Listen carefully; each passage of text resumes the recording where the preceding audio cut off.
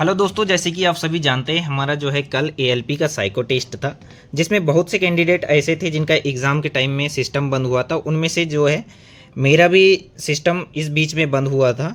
और जो हमारा सेंटर था ये था एमआईडीसी, जो नागपुर में हमारा ये सेंटर था, डिजिटल जोन नागपुर में हमारा साइको का सेंटर था। और मेरा फर्स्ट शिफ्ट में एग्ज़ाम था। इस शिफ्ट में लगभग वहाँ पर देखे जाए तो 500 प्लस ही बच्चे थे।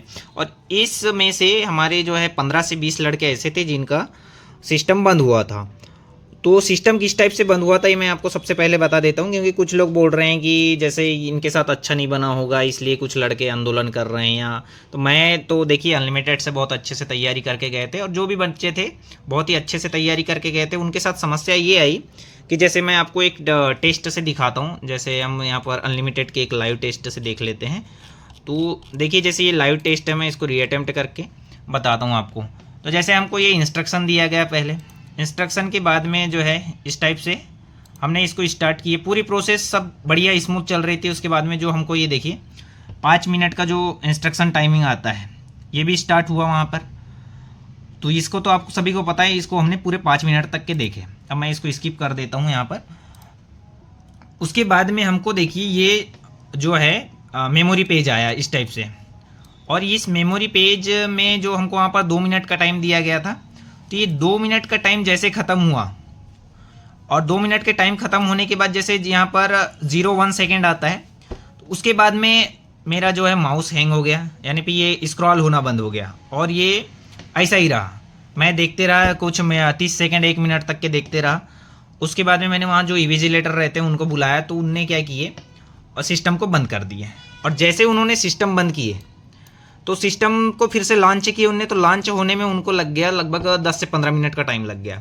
और ये चित्र हालांकि मैंने पूरे 2 मिनट देख लिया था, ठीक है, लेकिन हैंग हो गया सिस्टम। हैंग होने के बाद वो सिस्टम बंद कर दिए, तो इसमें हमको लग गया 15 मिनट का टाइम। और जब 15 मिनट बाद जब हमारा जैसे रिस्टार्ट हुआ अपना सिस्टम, तो वहाँ पर सीधा हमको ये पेज ओपन हुआ, मतलब आंसर वाला पेज ओपन हुआ।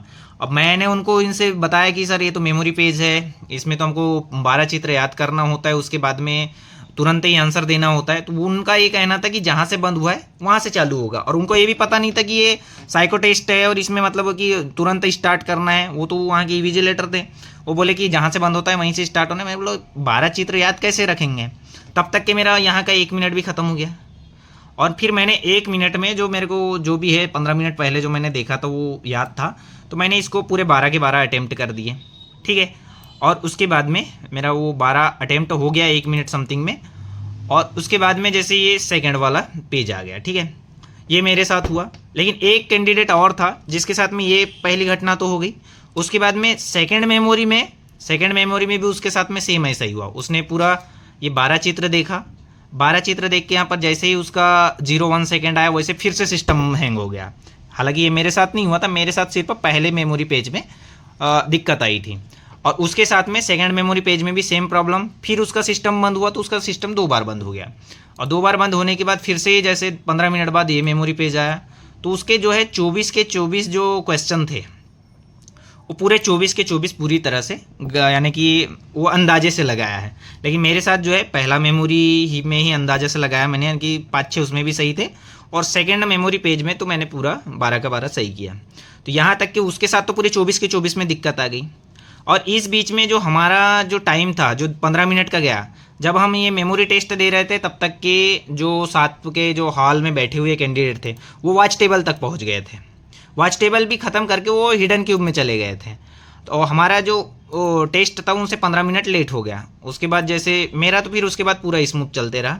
मैंने जो है इसमें वॉच टेबल में अब ये सब होने की वजह से मैंने सिर्फ 19 ही अटैम्प्ट कर पाया, यानी 20 हो गया था, एक वो दिख नहीं रहा था, इस वजह से 19 अटैम्प्ट किया। बाकी मेरा पूरा टेस्ट बहुत अच्छा रहा। लेकिन वहाँ पर एक कैंडिडेट ने जैसे ही सिस्टम बंद हुआ तो वो पूरे खड़े होकर के बोलने लग गए थे। इस वजह से भी बाकी कैंडिडेट को भी समस्या आई। मैंने भी बोला, लेकिन मैं जो है पूरा अटैम्प्ट कर लिया। मैंने बोला कैंसिल होता है नहीं होता है, इसलिए मैंने पहला मेमोरी पेज भी 24 अटैम्प्ट कर लिया था। ये वॉच टेबल भी पूरा कंप्लीट हुआ। उसके बाद में हिडन क्यूब वगैरह भी मैंने पूरा का पूरा किया है। जैसे हिडन क्यूब में भी पूरे 50 अटैम्प्ट हो गए। और उसके बाद में पिक्चर पोजीशन भी वो तो अपन ने यहाँ पे तैयारी किए थे 6 मिनट में, तो वो भी अच्छे से हो गया, ठीक है। और सेम फिगर के लिए जैसे हमने सर अनलिमिटेड वाले सर ने बहुत ही अच्छा हमको वो दिए थे टेस्ट, जो भी कहना चाहिए, तो उसका बहुत फ़ायदा मिला। और ये हमारा 7 मिनट में 7 क्वेश्चन भी हो गया था। इसको भी बहुत अच्छे से अपन ने वहाँ पे बनाई, इसमें भी कोई चांसेस नहीं कि गलत हो। और रही सेम फिगर में बहुत सारे कैंडिडेट ऐसे थे जो प्रैक्टिस करके नहीं आए थे, वो 8 मिनट में भी पूरे अटेम्प्ट नहीं कर पाए। कोई 55 किया, कोई 60 किया, लेकिन अपनी प्रैक्टिस अच्छी थी तो अपन ने लगभग 6.5 मिनट 7 मिनट समथिंग में पूरे 72 क्वेश्चन अटेम्प्ट कर दिए थे, ठीक है। और 72 के बाद में मैंने तो उसको चेक भी किया क्योंकि वो टाइम बचा हुआ था, लेकिन तब तक के समथिंग बच्चों का जो है यानी सबमिट करने के बाद वो 15 मिनट रिलैक्स बैठे थे। जब मैं ये फाइनल लास्ट वाला स्पीड टेस्ट जो दे रहा था सेम फिगर वाला, तो उनका इंस्ट्रक्शन टाइम से लेके जो 8 मिनट का टाइम है, 8 और 5 13 मिनट, 13 मिनट पहले ही उनका सबमिट हो गया था। जब मेरा इंस्ट्रक्शन पेज ओपन हुआ तब उनका सबमिट हो गया था, ठीक है। तब तक ये पूरे लैब भर पूरा हल्ला चालू हो गया। और उस बीच में जो अपन 15 कैंडिडेट थे जिनका सिस्टम ऑफ हुआ था वो ये देते रहे। और जिस बंदे का 2 बार सिस्टम बंद हुआ था वो तो हमसे मेरे से भी वो और 10 मिनट लेट था। तो इस टाइप से वहाँ का माहौल बहुत ही गड़बड़ था। मेरे साथ सिर्फ एक समस्या हुई थी, जैसे पहला मेमोरी पेज वाले में। बाकी जो कैंडिडेट थे, एक हमारे साथ जो था उन 15 में से, वो उसका दोनों मेमोरी पेज ख़राब हो गया, इसलिए हमने वहाँ पर जा कर के आवेदन भी दिए। और वहाँ के जो इविजिलेटर रहे थे उनसे बात किए। अपन ने साइन भी नहीं किए थे पहले, बोले कि पहले बुलाया जाए किसी ऑफिसर को, तो उनको बुलाए तो वो वही बोलने लगे ऊपर की प्रॉब्लम है या तो तुम्हारी किस्मत ख़राब है इसलिए तुमको ये सिस्टम मिला, इस टाइप से बोलने लगे। फिर हम सभी एक साथ हो करके नीचे गए और एक लेटर बना करके उनको दिए, तो वो एक्सेप्ट करने को तैयार नहीं थे। और वो बोल रहे थे कि जैसे बोले हम लोग यहाँ से कुछ नहीं करते, बोले वहाँ से लॉक चेक होता है उस हिसाब से हो जाएगा बोले। तो देखिए इस टाइप से पटना में एस के झा सर के द्वारा भी आंदोलन किया जा रहा है और हमने भी सभी ने मेल किए हैं। और एक ये समस्या है कि देखिए जैसे इस टाइप से ये मेमोरी का चित्र बना लिए थे और ये सेकेंड शिफ्ट में दिया गया। देखिए इसमें वो सील भी लगा हुआ है, किसी सेंटर का है। और इस टाइप से चित्र भी वायरल हो रहे हैं। अब एग्ज़ाम, अब आप क्या कहते हैं कि रीशेड्यूल होना यानी री एग्ज़ाम होना चाहिए सभी कैंडिडेट का, या फिर जिन जिन का गलत हुआ है उनका होना चाहिए, तो आप कमेंट करके बताइए। मेरा तो ऐसा है कि एग्ज़ाम कैंसिल नहीं भी होगा तो मेरा ठीक ही बना है, लेकिन समस्या तो आई थी। समस्या इसलिए आई थी क्योंकि 15 मिनट तक के कोई भी कैंडिडेट बंद होने के बाद नहीं लगा सकते हैं, आप सभी जानते हैं। और यहाँ पर तो उनने बताया कि हमने जैसे वहाँ पर कंप्लेन करने गए तो हमने बोले कि सर हमारा सिस्टम लॉक हुआ था, ये कैसे पता चलेगा। तो उनने बताया कि वहाँ पर जो है परीक्षा लॉग की जांच होती है बोले आरआरबी के द्वारा। तो ये जो परीक्षा लॉग के द्वारा किस कैंडिडेट का सिस्टम बंद हुआ है, किसका चालू हुआ है, ये वहाँ ऑटोमेटिक पता चल जाता है बोले।